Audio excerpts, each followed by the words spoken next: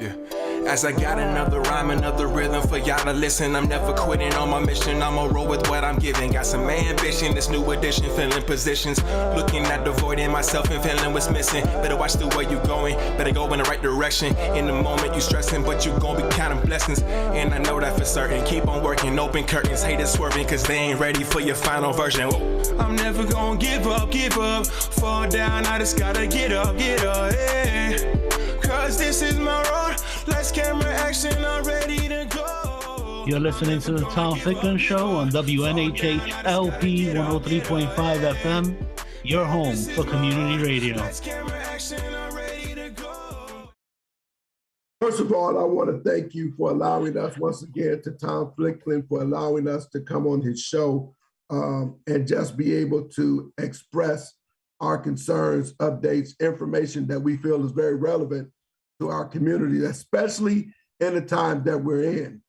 My name is Bernard Macklin. I am the Education and Outreach Coordinator for CARE through the Department of Health and Human Services for the University of Southern Connecticut State University.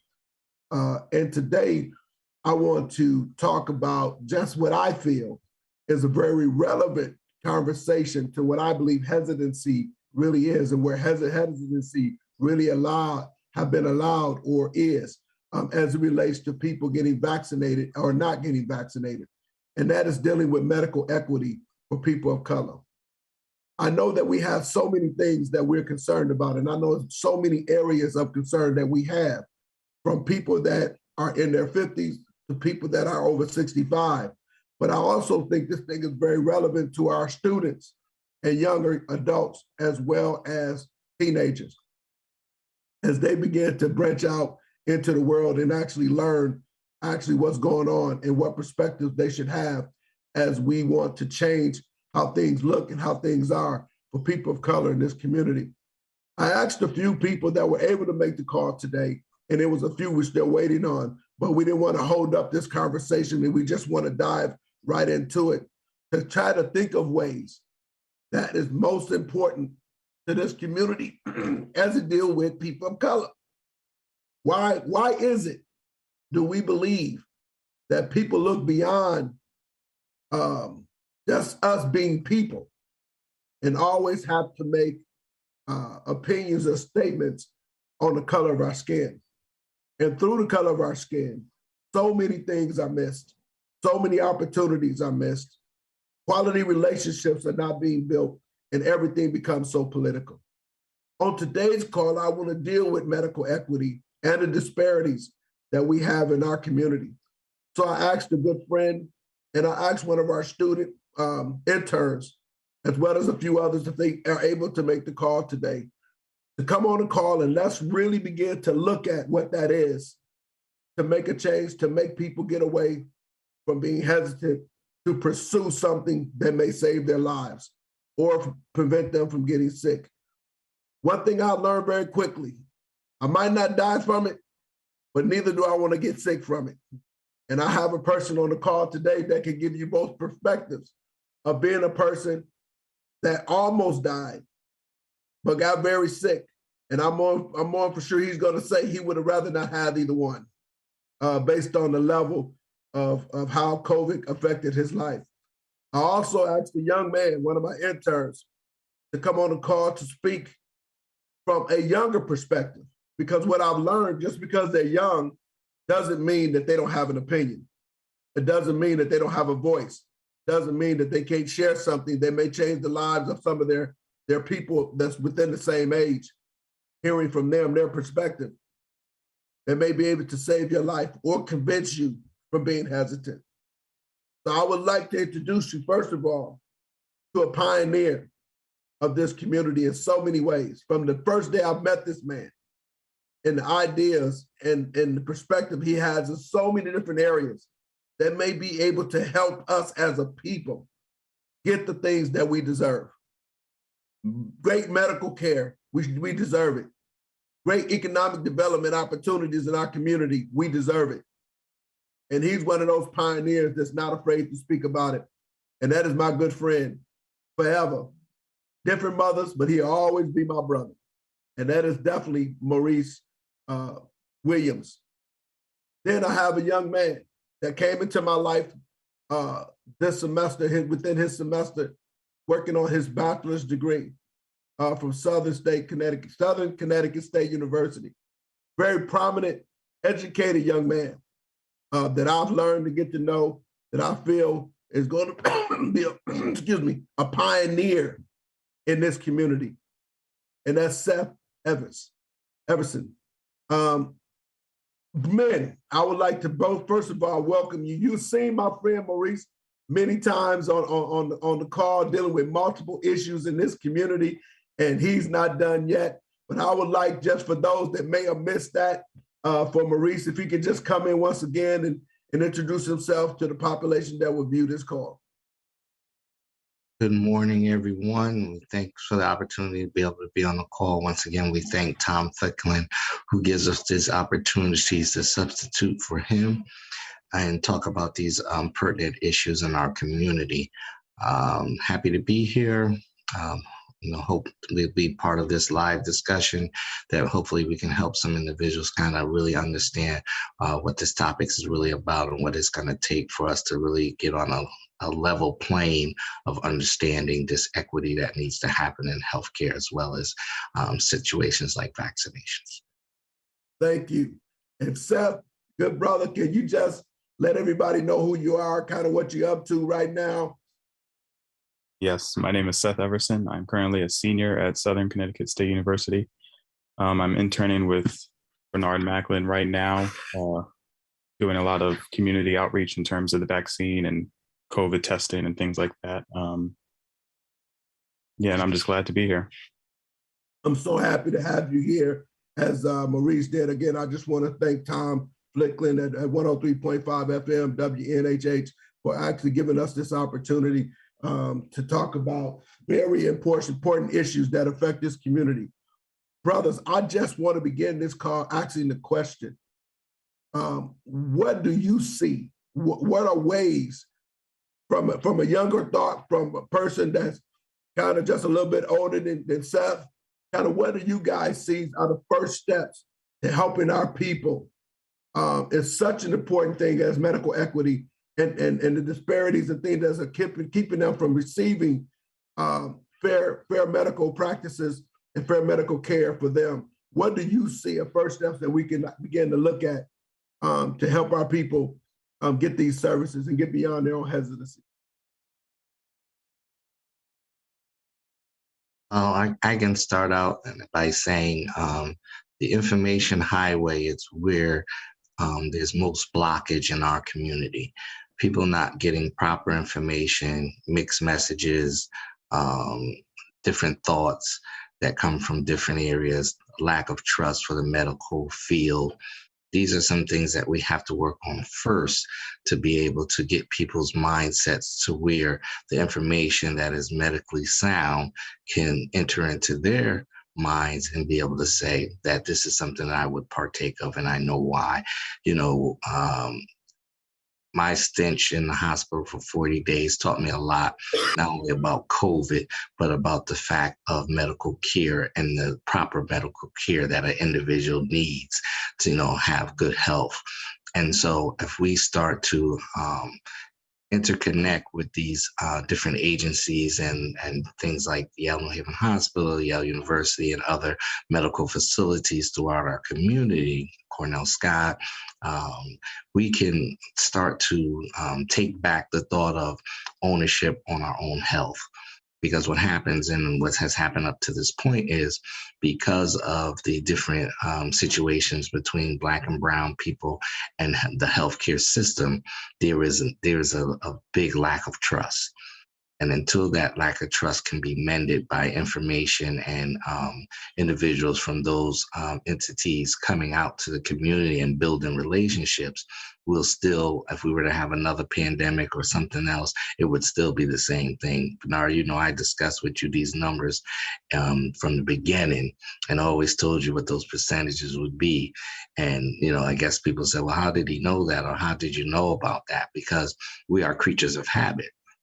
Until something changes, we continue to do things the same way we've always done them. And so what has to happen now is we have to open our minds and be able to say, let's think about the progress of medical advancement, and let's think about what are they asking us to do and why they're asking us to do it is for the protection of our own health and our own community and our own family. So once we get that proper mindset based on information, then we have an opportunity to make wise medical decisions. Wow.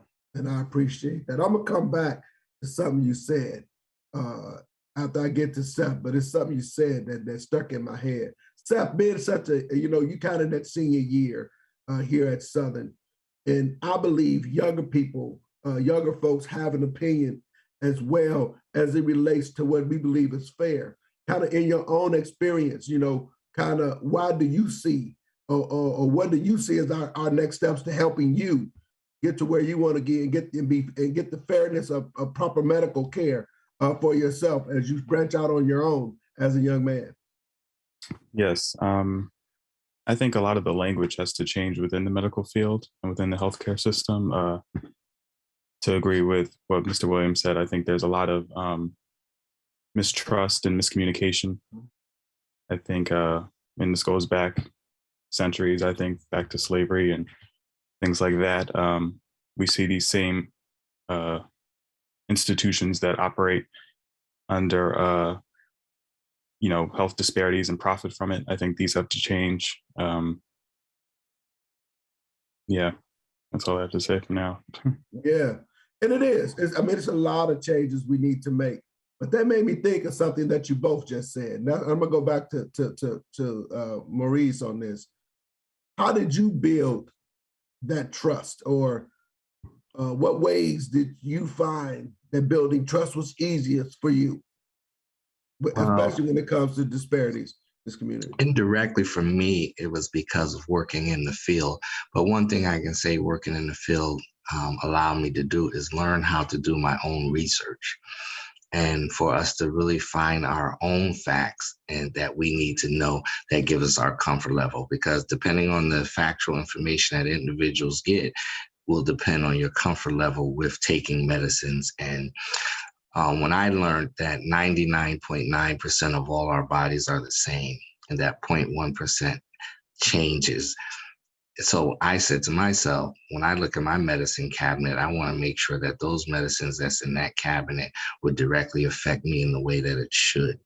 And that is people being part of clinical trials. So we have a lot of misconceptions. People use terminologies like guinea pigs and, different things. But what you have to learn in order for a medicine to work properly in your body based on your ethnic background, it would have to be tested in individuals that their makeup is just like yours. So 82% of the time, Caucasians are involved in clinical trials.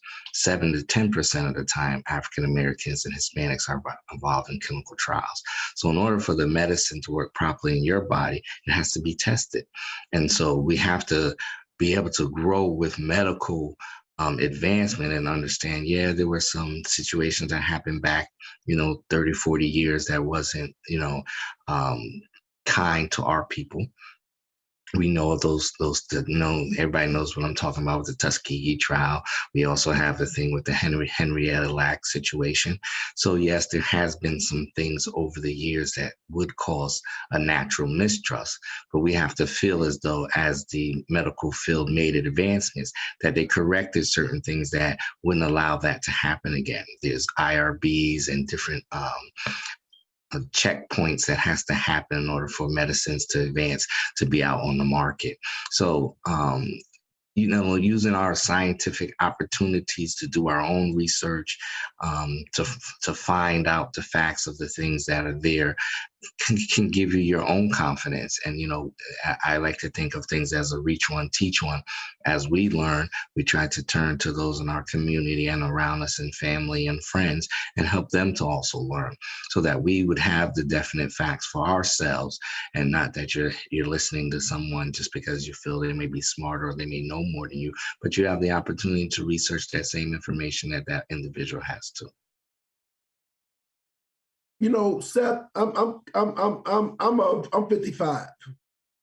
a lot of things have passed me by when it comes to how I thought in my younger years, or what was available to me in my younger years that's so different now for this generation of people around your age.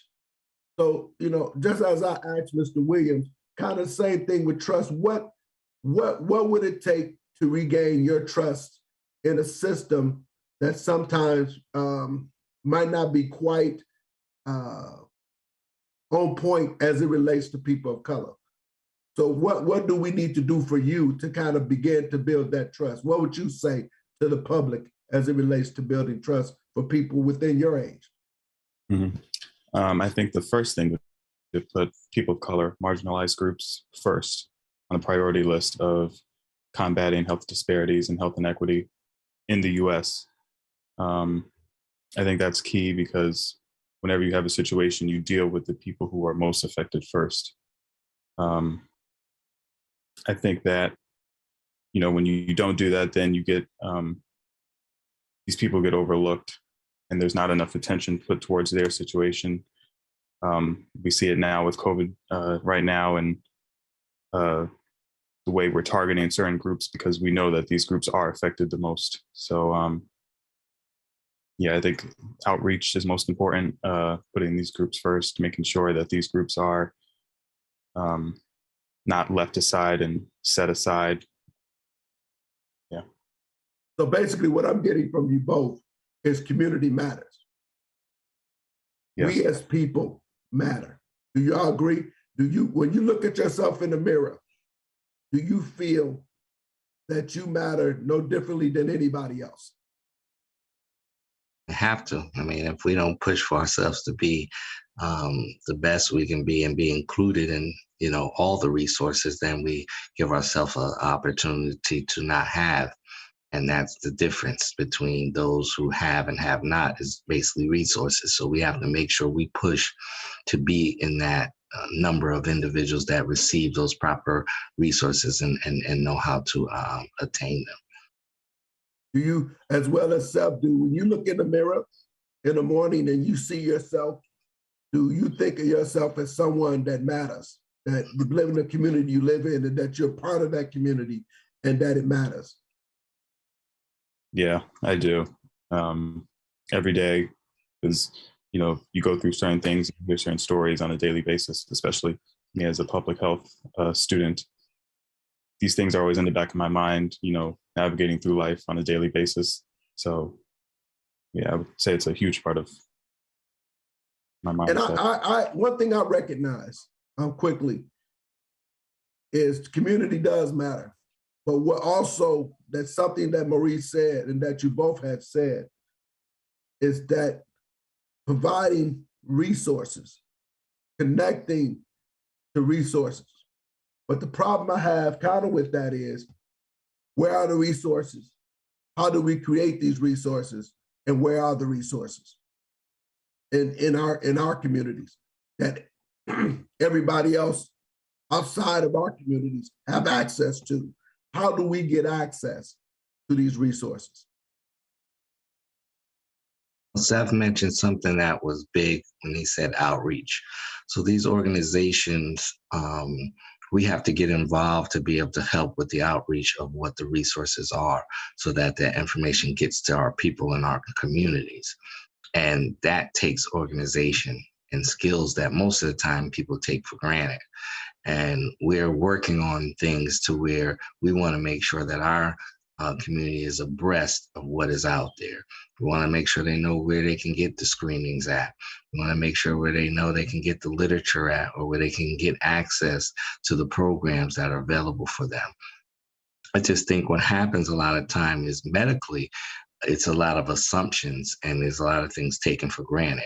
And they think that we know all of the particular resources that are available to local communities. And a lot of times the people don't, and I always say to myself, when I'm hearing about programs at work or things I'm connected to, I said, wow, if I wasn't connected to this, I wouldn't have found out about it. So I kind of take for granted that if I know I didn't know up to this point, and I'm active in my community every day, what about someone who isn't that much connected to the same things I am? So it does take an extensive dissemination plans and for organizations that deliver these services to be able to get out there about in our community and make sure that our people know what those services are. Seth, I'm kind of putting you out there a little bit, but as a future practitioner in public health, what do you see is the areas that you're going to commit yourself to establish the very thing that Maurice just talked about? How, excuse me, got a little cold, y'all. Forgive me for the coffee. But how do you see yourself establishing resources or helping people get resources? How do you see yourself getting involved in that area as a future practitioner in public health? I think I see myself getting mostly involved with health policy and changing it on the legislative level. I think, of course, there are other levels below that also work. But my particular area of interest is policy and, holding certain institutions accountable and making sure that these certain requirements are met, such as, community benefits that hospitals give. I think hospitals need to reach out more. I think there should be more social programs. Yeah. Definitely. But I think we all could agree that that's not nearly enough right now. Do we agree to that that's not nearly enough going on as when it comes to equity in itself? Understanding that equity is critical to health and the well-being of unserved communities. For me, it's something that a good friend of mine said to me that made me begin to change my vocabulary and my language. And I keep putting it out there because it's so important. But he said to me, because I made a statement about his community and where he lived. And he put me in check, and I deserved it because I don't live in that community. So how can I make comments about it?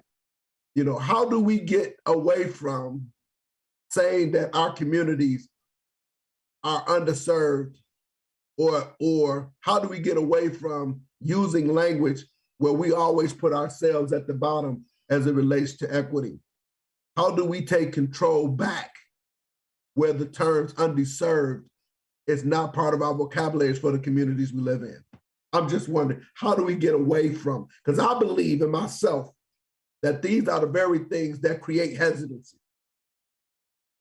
Well, you have to be a part, and a lot of times there may be fear on people's part to get involved with things that they don't feel they know as much about as someone else would know. Healthcare is a funny type of thing because it really is based on what you're connected to and what do you put into the effort to be connected to the things that you need out of healthcare. I mean, a lot of African Americans, their visit to the healthcare institution is through the emergency room. It's only when we have a problem, we have a certain situation that we go to the emergency room and we find out things about our body and the way it's functioning versus regular checkups, versus having a primary care doctor that you have a great relationship with. You're supposed to go in there and be able to talk to the doctor about whatever. But a lot of times what happens is we're on a 15, 20 quick visit. The doctor's asking you a few questions. You just want to make the doctor feel like you're okay. Nothing's wrong with you. You got a sore knee that's been hurting you for 2 weeks. But when you get in the doctor's office, you don't say anything. And you don't even know what that could be because you're not comfortable to have that conversation with your doctor. So a lot of this is about getting more familiar with the medical personnel and interacting with the medical personnel so that you start to learn things and on your own and even through your connection and talking with physicians and the nurses and the PCAs that can give you tips on things about helping you be a healthier individual so that you won't be up against certain health risks. But then when it comes to time with something like this and getting vaccinated, and you needed to get the information to feel comfortable to be able to get vaccinated, you have to put some effort toward it. I always was told that any goal you have, if you take 2 steps to it, it'll take 2 steps towards you. But we have to be able to put that work in and be able to put that time in to say, I want to learn more about what it is I need to be healthier and what resources are available, whether it be local, whether it be national. What resources can I utilize to make sure that I get all these proper messages and that I can filtrate that through my family and my friends circle. And Seth talked about it earlier. It has to be some more socialization that happens between these two or these types of entities. I never forget when I was working for CARE and we did the surveys through the city. We went right back out into the city and went right back out to the individual neighborhoods, and we ordered food and we sat down with the residents and we went over the numbers and we explained to them what the numbers meant and how they can help increase the numbers in a better way in their community. So it does take being connected and socially involved with the community so that these medical professionals can let individuals know and that trust can be built through the relationships that they have when they're intersecting in the community. One thing I will say is I agree with that. And one thing I want to share myself is understanding that we as the people have to create patient-centered or people-centered progress as it relates to affordability and access. You have to research. Nothing's going to come to your door and just arrive. We have to get away from not reading. When I was growing up, they had a term called reading is fundamental. And I really didn't understand it when it was happening or when that was being said to me. But now that I'm 55, a little bit older, a little bit wiser, I understand that research, and that's all a part of public health, is what you do. And you just said it yourself, you're going to become one that looks after policy and makes sure policy works for all people. I'm not against Caucasians. I'm not against Asian. I'm not against Hispanic, Latinos, or whomever. But I understand the term why they say Black Lives Matter. Not that the focus is just on Black people, but Black Lives Matter to say that we are important and it matters that we are included. And we have to create for ourselves sometimes those patient-centered and people-centered resources to make sure it works for us. How many of you know that Cornell Scott primarily works with people of color, even though they work with Caucasians and all that too? But how many of you actually know? I was at the Dixwell Clinic for several years, and I walked the whole neighborhood up and down the streets, talking to people, and it blew me away that half the people I talked to didn't even understand that there is a medical center right on the corner of Dixwell and I believe it's Dixwell and Charles, that they didn't even know that place was even there, that you have somewhere to go that would treat you equally and give you proper care. And then the best thing is you're going to run into people that look exactly like you. Dr. Robinson, Dr. Levita Robinson, very profound medical doctor. She's African-American right there at the Dixwell Center. So we can't use the excuse that we don't have people that look like us in this profession. We do, but you have to step out of yourselves to ensure that you're not afraid to speak to what's not there, and then we can begin to share with you what actually is there that you can take full advantage of. I'm beginning to work with a new group of people that want to take their community back. I'm not going to go too deep in that right now, but just keep your eyes open, that want to take their communities back. When I think of fairness, I think of self. And it's something that I said on a call not too long ago. When I was watching Malcolm X, the movie, and a young Caucasian student walked up to him and she said, "What could I do to help you in this effort?" And he said, "Nothing." Not to be disrespectful to her or not utilize her service, but his whole point was, we as people of color have to begin to step out and take control of our own faith and to ensure for ourselves that we get the very things that we deserve, because we are people that deserve the best. Should we think any different? Excuse me, Shep. Do you not believe you deserve the best? I do believe that. You know what I'm saying? do. Yeah, go ahead. I'm sorry. I think that there needs to be an increase in self-efficacy among minority populations and people of color. I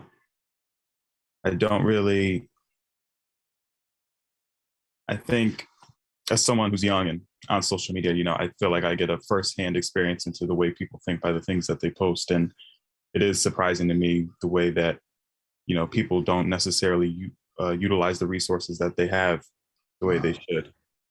And that does worry me sometimes. Most of the time, I should say. We have to not be afraid of the work. It's going to take me, Maurice, Seth, and a whole lot of other folks that's not afraid of the work. We have to remove the way that people assume, not that it says it actually is, but they make an assumption that we're lazy and not willing to work. And I don't believe that, because there's 3 Black men on this call now that are not lazy and afraid of the work. But what we don't do is take control of the very things that's going to benefit us. We have to become our own stakeholders. We have to become the people at the top, not always at the bottom, and then leave it up and make excuses to why we don't have things. We don't have them because we haven't taken control. Maurice, man, you deep into that. How once again do we become the stakeholders? Well, like they say, if you don't have a plan, you'll be planned on. And so you have to be able to put plans together that utilize the synergy of local communities to go after resources, whether they be financial resources, educational resources, health resources. We have to be able to build our own village again of individuals working together on the same pages, after the same things, and doing those things in a work ethic. And so, like you said, it's been 2 tough things that's been said about us. If you want to hide something from a Black man, put it in the book. And then you reference on the thought that we're lazy. So what we have to do is step up and step out with a plan that includes all our residents to make sure that they understand the different resources are right here in our community. There's one number that kind of rings in my head that helps me to understand and want to help our people to understand what this change must look like. 85% of what a Caucasian youth needs in their community will be in their community. 12% of what an African-American young person needs in their community will be in their community. And watch how those same 2 numbers I just said flips. 85% of incarcerated individuals are Black and brown, but they only make up 12% of the population. So if you looked how it flipped, where that Caucasian kid who had everything that they needed in their community, 85% of the time, is already on a path to success. We have not created those same paths to success in our communities. And there's a lot of different issues and a lot of different reasons that we probably don't have enough time on this particular call to talk about. But it starts with the thought of the structure of families and working together in communities to make sure that there's proper leadership and that our youth are being directed in the right way.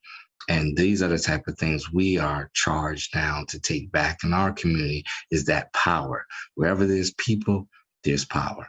So if we just get organized and have a plan on the way to make sure that the resources are gapped in the communities of color, we can do it. There's nothing that's impossible for us to do when we work together as a team and teams of people.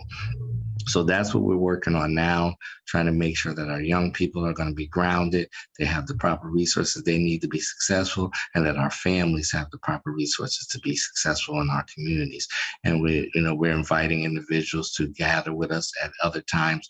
We'll let you know exactly how this project is going forward, that you can be involved and really being something from a bottom up approach, not a top down, where the community residents are really taking advantage of all the resources that are here in their community.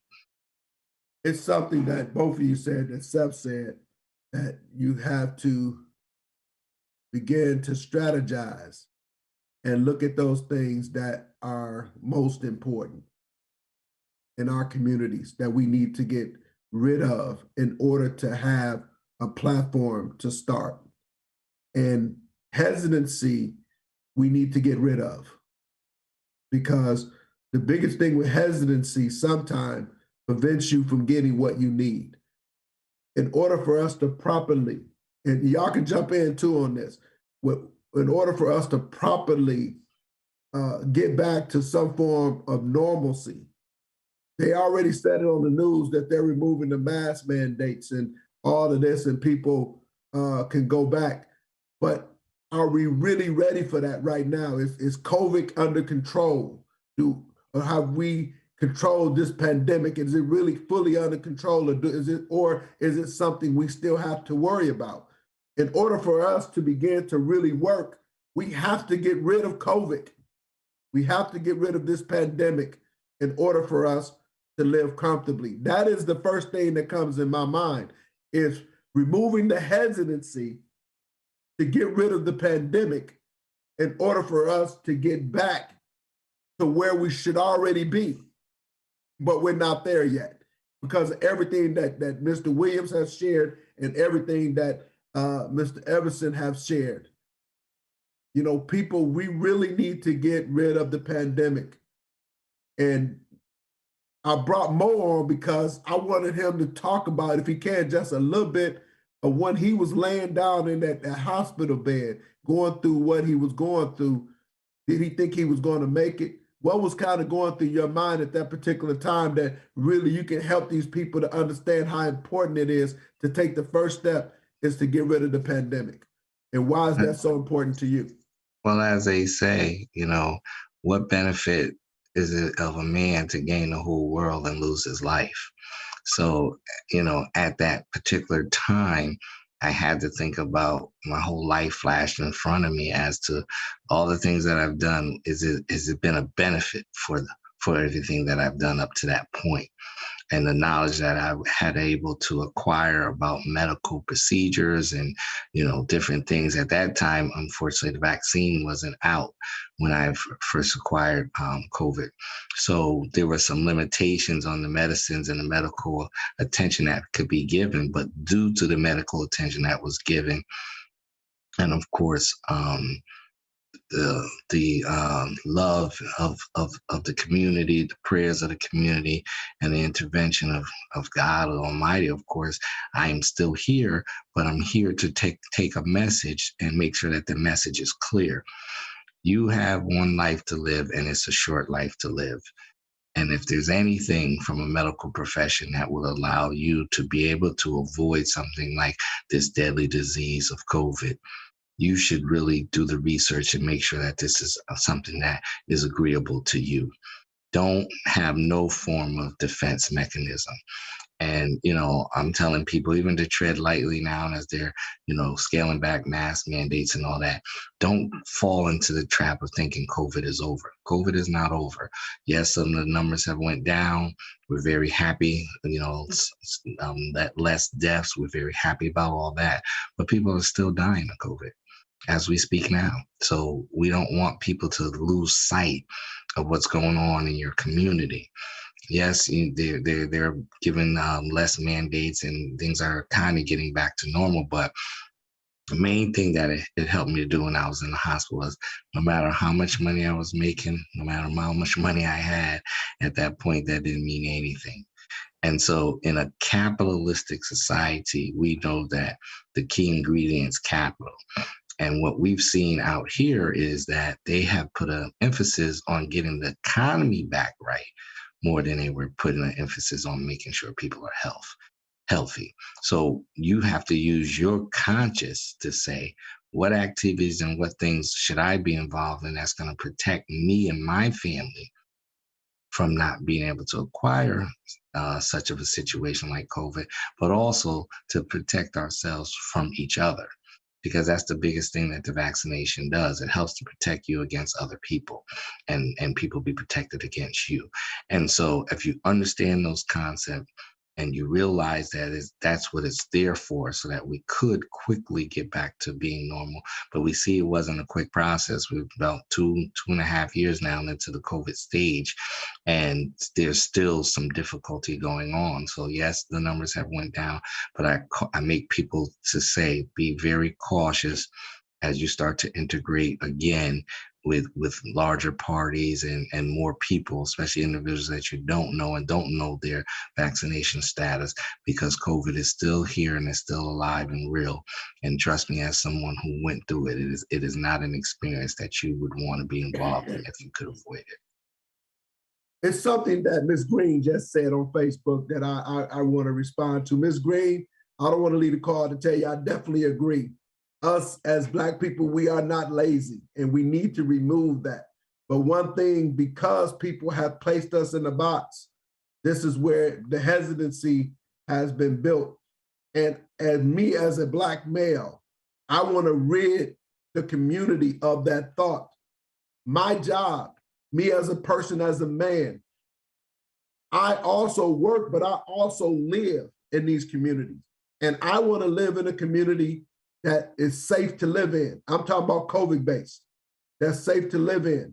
That's why medical equity is one of those areas, and getting rid of the disparities in our community is so important. So we are not always kept in a box.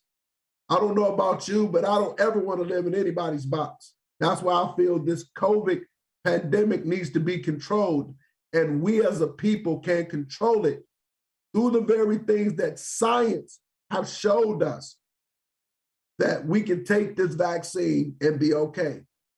I've taken it, I'm perfectly okay. What I'm thankful for, and this is why I'm always around Maurice, I give him a lot of credit, because once he told me his story, I would have got vaccinated. I didn't want to feel any of that, what he talked about.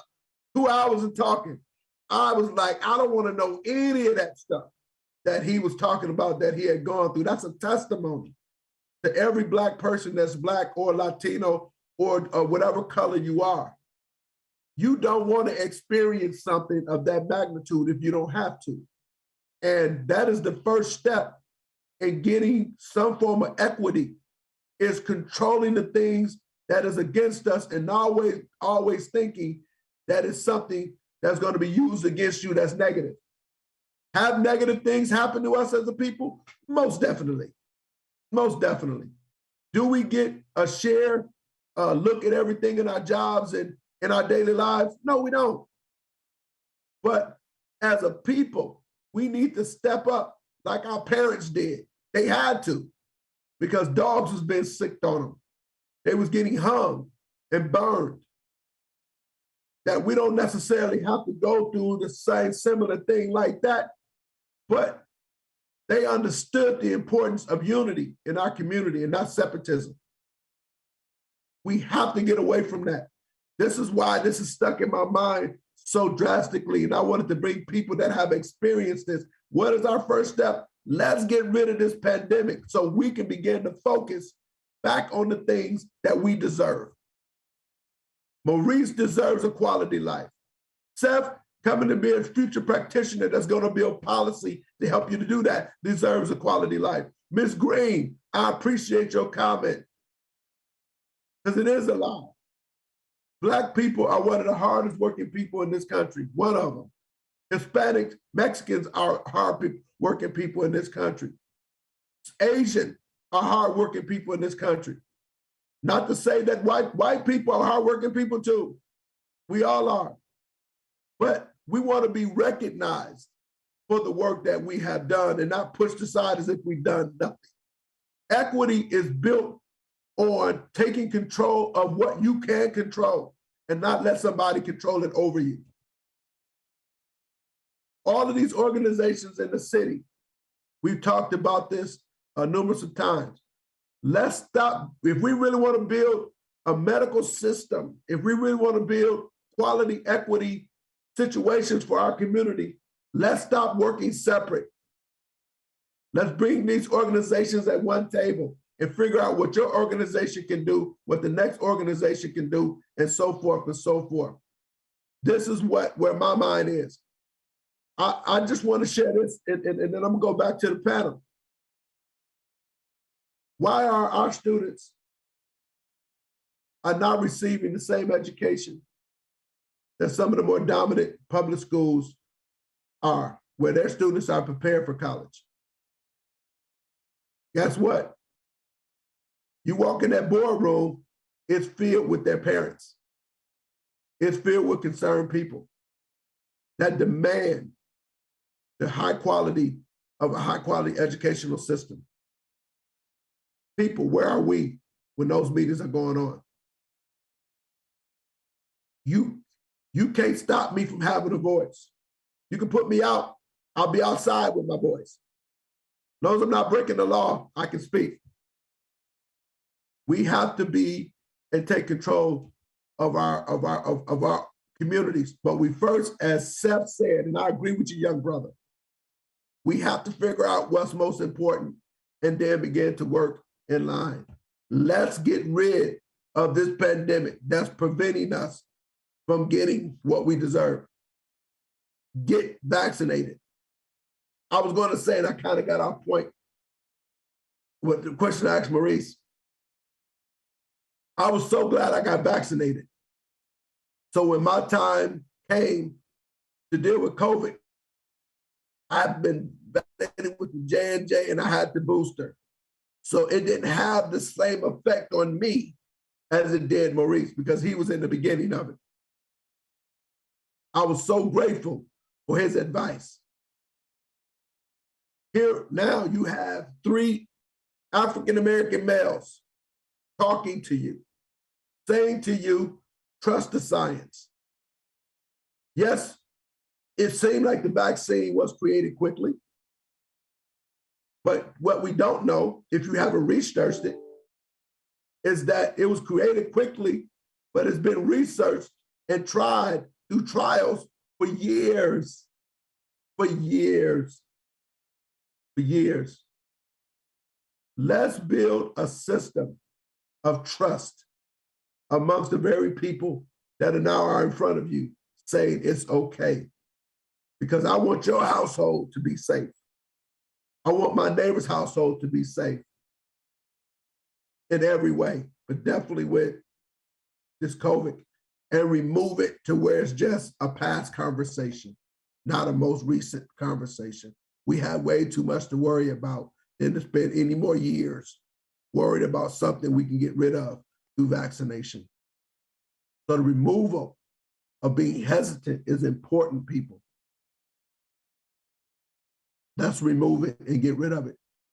So Maurice, Seth, Bernard Macklin, and many others can begin to focus on reestablishing and taking back our neighborhoods, cutting your grass, making sure your house is painted, making sure you have boys and girls clubs where kids can go be kids and not try to be adults.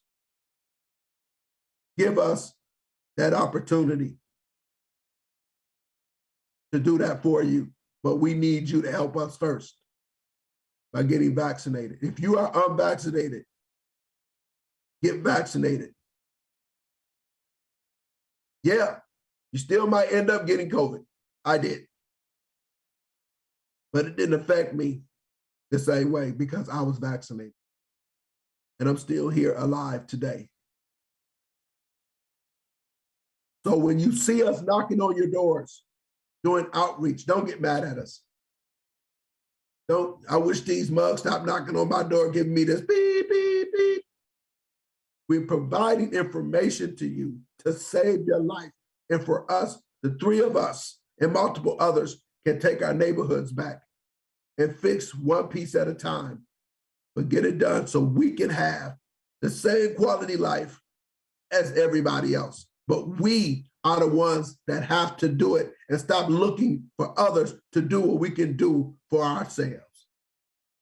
Gentlemen, I would like for y'all to just take the next couple of minutes and just kind of give us your ending thoughts because we've reached that time.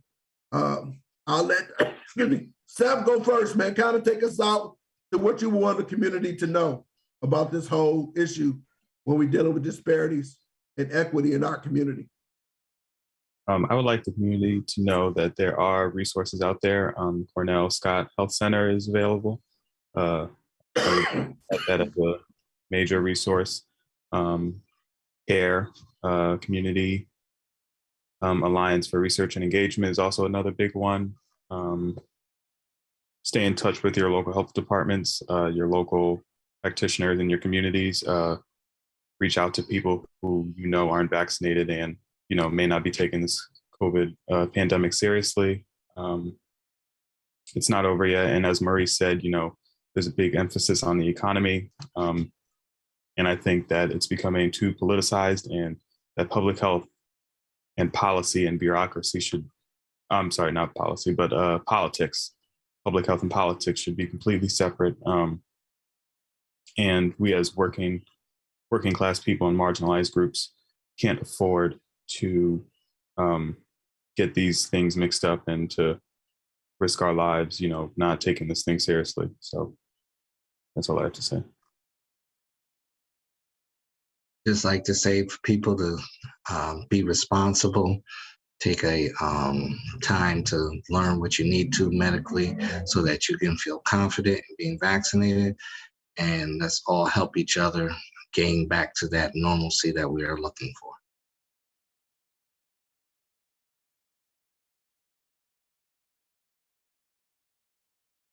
I think you're muted.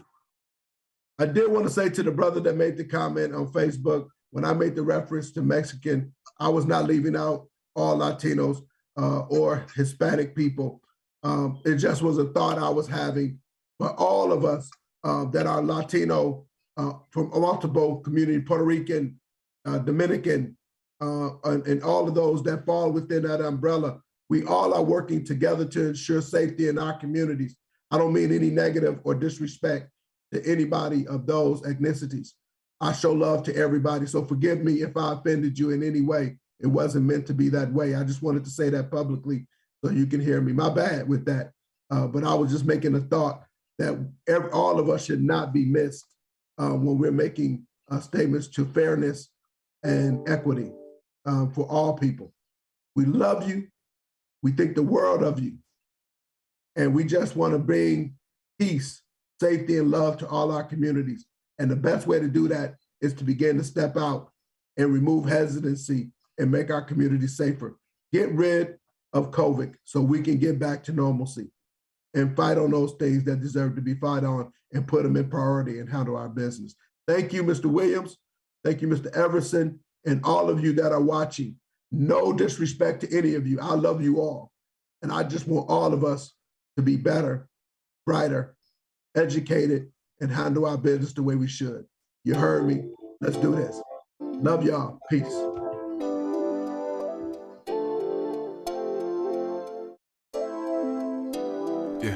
As I got another rhyme, another rhythm for y'all to listen. I'm never quitting on my mission. I'ma roll with what I'm giving. Got some ambition, this new edition, filling positions. Looking at the void in myself and feeling what's missing. Better watch the way you going, better go in the right direction. In the moment you stressing, but you gon' be counting blessings. And I know that for certain. Keep on working, open curtains, haters swerving, cause they ain't ready for your final version. Whoa. I'm never gonna give up, fall down, I just gotta get up, yeah. Cause this is my road. Let's get This is Harry Grove, and you're listening to WNHHLP 103.5 FM. Get up,